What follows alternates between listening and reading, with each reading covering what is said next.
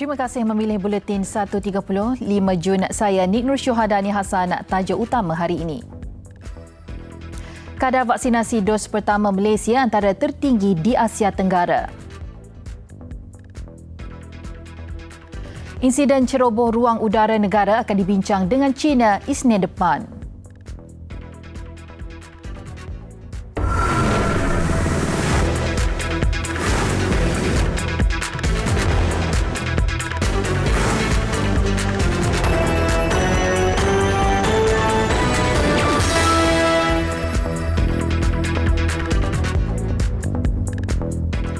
Assalamualaikum dan salam sejahtera. Kadar vaksinasi dos pertama Malaysia adalah antara tertinggi di Asia Tenggara. Perdana Menteri Tan Sri Muhyiddin Yassin berkata pencapaian berkenaan bukan suatu yang mudah kerana bekalan vaksin adalah di luar kawalan. Malaysia ujarnya perlu bersaing dengan negara-negara lain dan bergantung kepada pengeluar vaksin untuk mendapatkan bekalan. Bagaimanapun hasil persediaan awal kerajaan, kita telah pun berjaya menjamin bekalan vaksin yang mencukupi, malah melebihi daripada apa yang disasarkan sebelum ini. Dalam tempoh yang terdekat ini, saya telah diberikan jaminan lebih banyak bekalan vaksin akan tiba. Saya telah mengarahkan Menteri Penyelaras Yang Berhormat Saudara Khairi Jamaluddin untuk memastikan bilangan pusat pemberian vaksin ataupun PPV ditambah di seluruh pelosok negara. Beliau memaklumkan perkara itu secara langsung menerusi Facebook rasminya pagi tadi. Tambah beliau, sehingga hari ini negara telah memberikan lebih 3 juta suntikan dos vaksin dengan lebih 2 juta penerima telah menerima 1 suntikan dos. Tambahnya sasaran negara agar 80% populasi rakyat negara ini diberikan suntikan vaksin sebelum akhir tahun ini akan tercapai. Jelas Tan Sri Muhyiddin lagi, program imunisasi COVID-19 kebangsaan PICK telah melepasi 100 hari pelaksanaannya sejak fasa pertama pada 24 Februari lalu menyaksikan petugas barisan hadapan menerima dos pertama vaksin terbabit. Pada permulaan program ini, kira-kira 5,000 hingga 8,000 suntikan vaksin kita berikan setiap hari. Kini kita telah berjaya meningkatkan suntikan vaksin harian sekitar 100,000 sehari. Dan untuk tempoh 2 bulan yang akan datang, kita akan menerima sekitar 16 juta dos vaksin COVID-19. Dengan pertambahan bekalan vaksin itu, kerajaan katanya menyasarkan kadar vaksinasi harian akan mencecah 150,000 bulan ini dan jumlah itu dijangka terus meningkat. Dalam pada itu, Tan Sri Muhyiddin Yassin turut memaklumkan lebih 300 pusat pemberian vaksin PPV dijangka dibuka dalam tempoh terdekat bagi menambah kekuatan 280 PPV yang sedang beroperasi di seluruh negara ketika ini. Itu sebanyak 105 klinik kesihatan Kementerian Kesihatan Malaysia, Dewan-Dewan Awam dan universiti serta kompleks sukan dan stadium tertutup telah pun beroperasi. Beberapa PPV mega juga telah diwujudkan dan jumlah ini akan terus ditambah dalam masa yang terdekat, terutamanya di kawasan yang mempunyai kepadatan penduduk yang tinggi. Bagi mempercepat pelaksanaan program vaksinasi, kerajaan juga katanya telah melibatkan pusat dan klinik perubatan swasta dalam program vaksinasi kebangsaan ini. Hujung bulan ini, 1,000 klinik perubatan swasta atau PPVGP disasar akan terlibat dalam PICK. Dalam pada itu, bagi memastikan tiada yang ketinggalan, kerajaan telah melancarkan unit-unit vaksinasi bergerak ke kampung dan kawasan pedalaman untuk memudahkan proses vaksinasi kepada penduduk termasuk orang asli, warga emas, orang kelainan upaya OKU dan gelandangan. Setakat 3 Jun, 9 negeri telah mengaktifkan unit vaksinasi bergerak.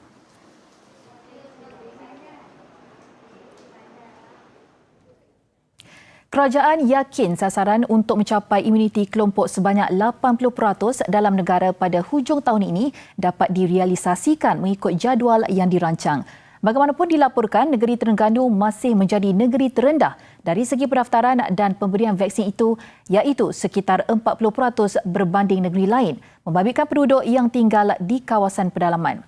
Perinciannya kita bersiaran langsung dengan wartawan Mama Isha Abdullah yang kini berada di Pusat Pemberian Vaksin PPV di SK Bukit Munduk, Setiu Terengganu bersama dengan Pengarah Kesihatan Negeri Dr. Nur Azimi Muhammad Yunus. Isha, boleh kongsikan situasi di sana?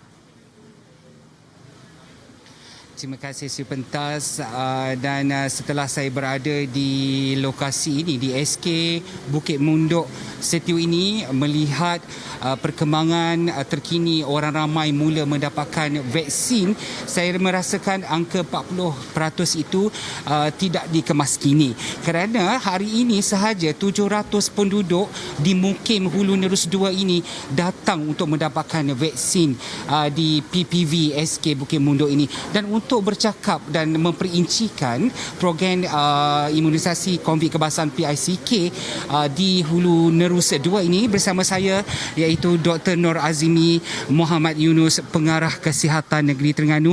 Doktor, terima kasih kerana bersiaran bersama kami di Buletin 130 dan mungkin doktor boleh kongsikan ketika ini dengan penonton Buletin 130 pencapaian ataupun mengenai program outreach PICK di Mukim Hulu Nerus pada hari ini. Terima kasih kepada Syak daripada TV3. Jadi sebenarnya kalau kita lihatlah negeri Terengganu tu mempunyai sosial demografi agak berbeza dengan negeri lain. Jadi bagi meningkatkan liputan imunisasi kita kena ambil pendekatan yang berbeza jugalah. Jadi antara strategi utama kami di negeri Terengganu ni adalah untuk memperbanyakkan bilangan outreach, program outreach kita ke kampung-kampung pedalaman dan juga di kampung-kampung terpencil. Jadi sebagaimana yang telah kita buat pada hari ini, di mana kita telah mengadakan satu program outreach di Bukit Munduk Setiu yang kita buat di Sekolah Kebangsaan Bukit Munduk, di mana program ini diuruskan sepenuhnya oleh CITF daerah Setiu, diterajui oleh Tuan DO kita, di mana Tuan DO kita telah menggerakkan seluruh jentera daerah Setiu untuk datang membuat program ini. Dan pada kali ini kita dapati sambutan dia sangat-sangat menggalakkan. Sebab mereka, bayangkanlah mereka berada lebih kurang 40 km daripada bandar Setiu. Jadi kita faham kekangan penduduk di pendalaman. Jadi cara kami adalah pergi kepada mereka untuk mereka mendapat suntikan. Dan setakat tengah hari ini saya dipahamkan telah lebih 500 orang telah selesai disuntik. Dan masih ramai lagi yang menunggu di luar sana untuk berdaftar untuk diberi suntikan pada kali ini. Dan kami yakin program ini akan berjaya dan insya-Allah kita akan perluaskan lagi di seluruh negeri Terengganu. Dan untuk pengetahuan juga, ini adalah program outreach PICK yang ketiga dibuat pada hari ini dan minggu lepas di Ketenggajaya dan turut berlangsung juga hari ini di PKPD Besut, turut buat PICK PPV kepada orang ramai. Dan doktor, apakah strategi lain lagi untuk memastikan program ini mencapai sasaran daripada 40% kepada 80% mungkin? Okey. Jadi sebenarnya memang kita memang diminta untuk merangka banyak strategi untuk kita tingkatkan liputan imunisasi di Terengganu, iaitu mencapai 70 hingga 80% supaya kita boleh mencapai herd immunity di Terengganu. Jadi selain daripada program outreach yang kita telah sebutkan ini, kita juga telah tingkatkan, salah satu strategi ini adalah yang pertama, kita tingkatkan kapasiti PPV awam sedia ada di Terengganu. Kalau semasa bulan 4 atau Mei kita hanya ada 8 saja PPV awam, pada bulan Jun ini kita telah tambah menjadi 5. Jadi kita ada lebih kurang 13 buah PPV awam yang akan meningkatkan kapasiti suntikan kita sehari daripada 3,808 kepada 5,380 sehari. Dan kita ada juga strategi nombor 2, iaitu untuk kita tingkatkan suntikan melalui kolaborasi dengan pihak UNIZA, di mana pihak UNIZA telah pun menyatakan komitmen dan dedikasi mereka untuk membuka sebuah PPV mereka sendiri dan dikendalikan sepenuhnya oleh pihak UNIZA. Dan insya-Allah kita akan buka secepat mungkin, di mana kapasiti mereka adalah sekiranya berjalan dengan lancar, kita akan boleh membuat suntikan sebanyak 1,500 sehari dan boleh mencapai maksimum kepada 3,000 orang suntikan seharilah oleh PP UNIZA. Dan UNIZA juga telah menyatakan kesediaan untuk turut mengadakan outreach sebeginilah, tetapi dikendalikan sepenuhnya oleh pihak UNIZA. Jadi kita di situ juga kita telah boleh tingkatkan kapasiti kita. Jadi tahniah juga kepada pihak JKNT atas kejayaan ini. Mungkin sasaran 80% dalam tempoh 5 bulan akan datang berjaya, Doktor. Okey, insya-Allah kita ada lagi beberapa strategi lain dah, seperti mana kolaborasi dengan GP dan juga kita juga dalam proses untuk kita merangka ataupun sebenarnya telah membuat framework untuk kita memulakan PPV di masjid untuk dijadikan sebagai pilot di Terengganu. Jadi mengambil kira semua strategi ini dengan anggaran kasar, sebenarnya dengan peningkatan suntikan kita sehari, insya-Allah kita boleh mencapai hasrat kita untuk capai herd immunity itu dalam masa mungkin 5 bulan. Dengan syarat kesemua rakyat kita yang telah kita sebutkan tadi itu bersedia untuk disuntik, dan kami harap tidak ada keputusan ataupun tidak ada maksudnya bekalan vaksin di Terengganu adalah sentiasa mencukupi, dan insya-Allah kita akan capai hasrat kita itu sebenarnya. Terima kasih Doktor kerana sudi bersiaran cukup padat dengan info yang telah dikongsikan bersama kami, dan saya rasa itu sahaja yang dapat saya kongsikan di program PICK Hulu Nerus Mukim Kuala Setiu ini, dan perincian yang lebih detail ataupun terperinci kita akan kongsikan di buletin utama nanti insya-Allah. Dan itu sahaja, kita kembali bersama dengan rakan setugas Nursha di Seri Pentas Selamat. Terima kasih Ishak di Setiu Terengganu. Seterusnya, bagi memastikan setiap rakyat mendapat suntikan vaksin COVID-19, Pejabat Kesihatan Kawasan Sandakan Sabah bertindak proaktif mewujudkan pemberian vaksin bergerak. 48 penghuni Rumah Warga Tua Seri Harapan selesai menerima dos kedua selepas dos pertama diterima 7 Mei lalu. Golongan warga emas antara kumpulan yang berisiko tinggi dijangkiti COVID-19. Alhamdulillah, semasa pemberian dos pertama, komen yang kita terima daripada warga tua di institusi ini semuanya memberi komen yang positif lah, sebab mereka memberitahu bahawa selepas menerima vaksin yang pertama tidak ada kesan sampingan yang mereka terima selepas itu. Ujarnya sebelum suntikan diberi, pemeriksaan kesihatan oleh petugas Pejabat Kesihatan Kawasan PPK Sandakan dibuat bagi memastikan warga emas terlibat dalam keadaan sihat dan bersedia untuk vaksinasi. Hasil tinjauan, rata-rata penghuni tidak mengalami sebarang kesan sampingan selepas menerima dos pertama bulan lalu. Bukan sahaja bersikap positif menerima suntikan, mereka juga berterima kasih atas keprihatinan kerajaan. Kalau boleh macam yang orang Bogor macam kami, kalau boleh kasih dorang nasihat, janganlah takut. Macam ini pun untuk diri sendiri lah. Jadi kalau kita macam takut, arti macam bukan orang yang susah, sendiri yang susah itu. Jadi saya pun harap semua yang warga masuk, bukan warga, semua orang lah, siapa-siapa macam orang muda apa kan, ini apa semua itu, kalau boleh bagus ambil itu vaksin lah. Menteri Luar Datuk Seri Hishamuddin Tun Hussein akan membincangkan insiden pencerobohan tentera udara China dengan rakan sejawatnya dari negara itu, Wang Yi, di luar mesyuarat khas Menteri Luar ASEAN China Isnin depan. Kementerian Luar dalam satu kenyataan memaklumkan Datuk Seri Hishamuddin akan mengetuai delegasi Malaysia ke mesyuarat di Chongqing itu sempena ulang tahun ke-30 hubungan dialog ASEAN-China. Sebelum ini, Wisma Putra mengemukakan nota bantahan diplomatik kepada negara tembok besar itu berhubung 16 pesawat tentera udara Republik Rakyat China PLAAF yang menceroboh ruang udara zon maritim Malaysia dan menghampiri ruang udara nasional pada 31 Mei lalu. Datuk Seri Hishamuddin menyifatkan tindakan berkenaan sebagai pencerobohan ruang udara dan kedaulatan Malaysia. Kementerian Luar juga memanggil Duta Besar China ke Malaysia untuk mendapatkan penjelasan berhubung pencerobohan terbabit. Ketika mesyuarat khas itu, Menteri Luar ASEAN dan China juga akan bertukar-tukar pandangan dan meneroka kaedah serta kerjasama dalam menangani wabak COVID-19 selain isu serantau dan antarabangsa yang menjadi perhatian bersama. Pelaksanaan levy pelbagai peringkat bagi penggajian pekerja warga asing ditangguh hingga 1 Januari 2022. Menteri Sumber Manusia Datuk Seri M. Saravanan dalam satu kenyataan memaklumkan keputusan itu dibuat dalam mesyuarat Jemaah Menteri Rabu lalu. Sebelum ini, langkah itu ditangguh pelaksanaannya mulai 1 Januari 2021 hingga 1 Julai 2021. Keputusan berkenaan mengambil kira cabaran negara ketika ini berhadapan krisis pandemik yang menjejaskan sektor kesihatan dan ekonomi, sekaligus memberikan impak besar kepada pelbagai industri. Menurut kenyataan itu lagi, apabila levy pelbagai peringkat dilaksanakan kelak, penggajian pekerja warga asing adalah berdasarkan keperluan sebenar industri. Ia dijangka dapat mengurangkan kebergantungan tinggi negara terhadap pekerja warga asing kerana kadar levy akan meningkat mengikut siling kebergantungan. Bagi melaksanakan levy terbabit, modul e-quota di bawah sistem pengurusan berpusat pekerja asing FWCMS akan digunakan.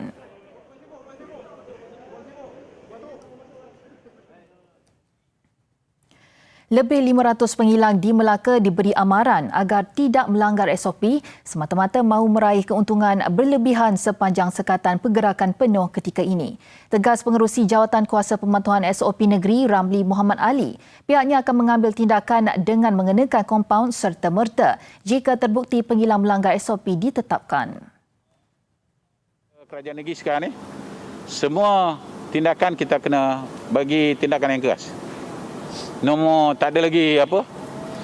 Budi bicara. So, maksudnya macam hari ini akan dikeluarkan ke? Hari ini selepas ni kita akan, kalau mereka melanggar Akta 342, memang kita akan kompaun terus. Beliau ditemui selepas mengadakan pemeriksaan di sebuah kilang di Batu Berendam. Jelasnya setiap pengilang hanya dibenarkan menggunakan 60% daripada jumlah keseluruhan pekerja mereka.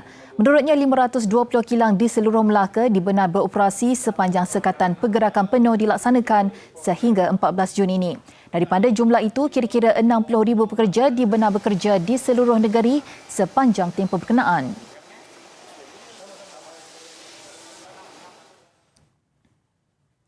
Polis membongkar taktik licik pengedaran dadah yang menyembunyikan bahan terlarang itu dalam alat permainan sebelum dihantar perkhidmatan Korea ke luar negara sejak sebulan lalu. Ketua Polis Daerah Petaling Jaya, Asisten Komisioner Muhammad Fakhruddin Abdul Hamid berkata, ia sesulang penahanan 3 lelaki berusia antara 24 hingga 32 tahun dalam beberapa serbuan. Tambah beliau, pihaknya juga merampas 7 kotak mengandungi alat permainan dan 2 paket plastik lut sinar, masing-masing berisi heroin, syabu serta ekstasi bernilai lebih RM42,000. Operasi dijalankan selepas polis menerima maklumat daripada seorang pekerja Pusat Perkhidmatan Korea di Petaling Jaya yang curiga ketika membuat imbasan beberapa kotak berkenaan Rabu lalu. Hasil risikan, pihaknya menyerbu kedai sebaneka 24 jam di Batu Sembilan Ceras dan menahan seorang lelaki berusia 32 tahun. Untuk suspek pertama ditangkap ni, dia akan mendapat arahan untuk mendapatkan alamat untuk packing dadah, dan dia akan dihantar dadah kepadanya. Dia akan packing di dalam alat permainan, packing untuk kurier. Dia akan masukkan dalam heroin tu di dalam mainan tersebut dan dipacking dihantar keluar negara menggunakan perkhidmatan kurier. 2 lagi suspek berusia 27 dan 24 tahun ditahan di sebuah kondominium di Jalan Kepong serta Taman Taming Jaya, Balakong. Kelulusan vaksin COVID-19 Sinovac untuk kegunaan kecemasan oleh Pertubuhan Kesihatan Sedunia WHO meningkatkan lagi keyakinan kepada negara, pembiaya dan masyarakat terhadap pembuatan, keselamatan dan keberkesanannya. Kelulusan itu bakal membuka jalan untuk vaksin buatan dari China itu dimasukkan ke dalam senarai untuk pasaran prasyarat perjalanan ke negara-negara lain bagi tujuan kegiatan ekonomi serta menunaikan ibadah haji dan umrah. Keputusan WHO menandakan pengiktirafan dunia terhadap teknologi dan kecekapan makmal vaksin dari China yang sekaligus meningkatkan lagi permintaan global terhadap Sinovac. Menurut Pengarah Urusan Kumpulan Pharma Niaga Berhad, Datuk Zulkarnain Mat Yusof, perkara itu telah dijangkakan dan Pharma Niaga telah mengambil beberapa inisiatif bagi memastikan bekalan vaksin itu mencukupi untuk rakyat Malaysia. Oleh itu, kita telah membuat tempahan awal sebanyak lebih kurang 10 juta dos sebelum perkara ini berlaku. Tempahan ini juga melibatkan vaksin Pukal dan juga vaksin siap yang dapat membantu pihak kerajaan untuk mempercepatkan program imunisasi kebangsaan iaitu NIP dengan memperluaskan bekalan kepada bukan sahaja pihak kerajaan pusat dan juga pihak kerajaan negeri dan sektor-sektor swasta. Beberapa negara telah merekodkan keberkesanan yang tinggi bagi suntikan vaksin Sinovac dalam mencegah COVID-19. Perkara itu disokong Kementerian Kesihatan Indonesia yang melaporkan 2 dos suntikan vaksin itu berkesan mencegah simptom COVID-19 sehingga 94%. Manakala 96% berkesan mencegah kemasukan ke hospital dan 98% berkesan mencegah kematian. Walaupun pada awalnya ada setengah pihak ragu pada kadar keberkesanan vaksin yang agak hampir 50% ataupun 54% ketika ujian klinikal fasa ketiga dilaksanakan seperti di Brazil, tapi ini semua terhapus apabila kadar keberkesanan secara real time adalah sangat tinggi. Firman Niaga dalam pada itu terus komited untuk membantu usaha kerajaan dalam mempercepatkan proses mencapai imuniti kelompok di negara ini bagi mengekang penularan COVID-19.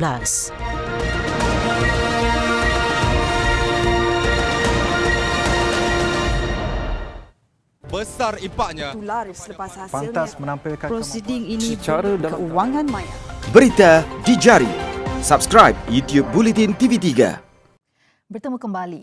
Mesir mula menghantar jentera ke juruteraan dan kru ke Semenanjung Gaza sebagai langkah pembinaan semula kemusnahan akibat serangan keganasan dan berdilan rejim Israel di wilayah Palestin itu.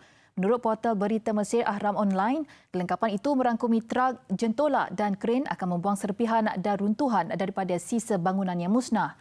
Bantuan itu hadir susulan Presiden Mesir Abdel Fattah al-Sisi berikrar untuk menyumbang 2.06 bilion ringgit bagi membantu pembinaan semula Gaza dengan pembabitan syarikat Mesir. Bulan lalu Mesir menjadi perantara dalam perjanjian gencatan senjata bagi menamatkan pertempuran antara Israel dan Hamas. Pergolakan 11 hari ini mengakibatkan sekurang-kurangnya 250 rakyat Palestin termasuk wanita dan kanak-kanak terkorban. Selain ribuan kediaman serta binaan lain rosak atau musnah sepenuhnya.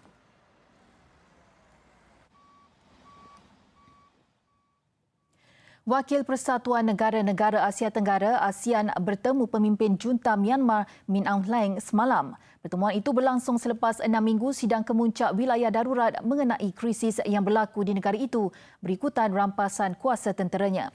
Meskipun rundingan terakhir menjanjikan penyelesaian, namun ia belum menunjukkan sebarang hasil. Menurut seorang diplomat Indonesia, tujuan delegasi itu bagi mendapatkan persetujuan Myanmar untuk ASEAN mengimbangi krisis ini. Jurucakap Kerajaan Perpaduan Nasional menegaskan suara rakyat Myanmar menamatkan krisis ini perlu didengari demi masa depan negara itu. Pelantikan utusan ASEAN adalah salah satu daripada 5 perkara yang dipersetujui dalam sidang kemuncak serantau di Jakarta April lalu. Brunei mengetuai rundingan dengan junta Myanmar pada tahun ini.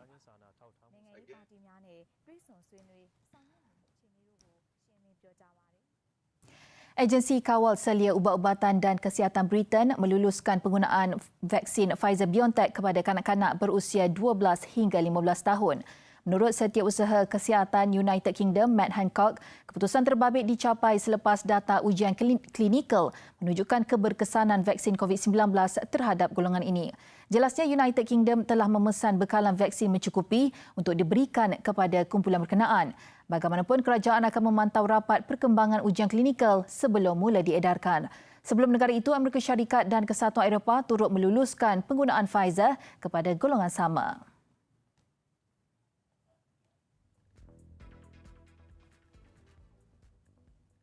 Besar impaknya. Selepas hasilnya, Pantas menampilkan prosiding ini secara dalam keuangan maya. Berita di jari. Subscribe YouTube Bulletin TV3. Pemulihan ekosistem tanggungjawab bersama.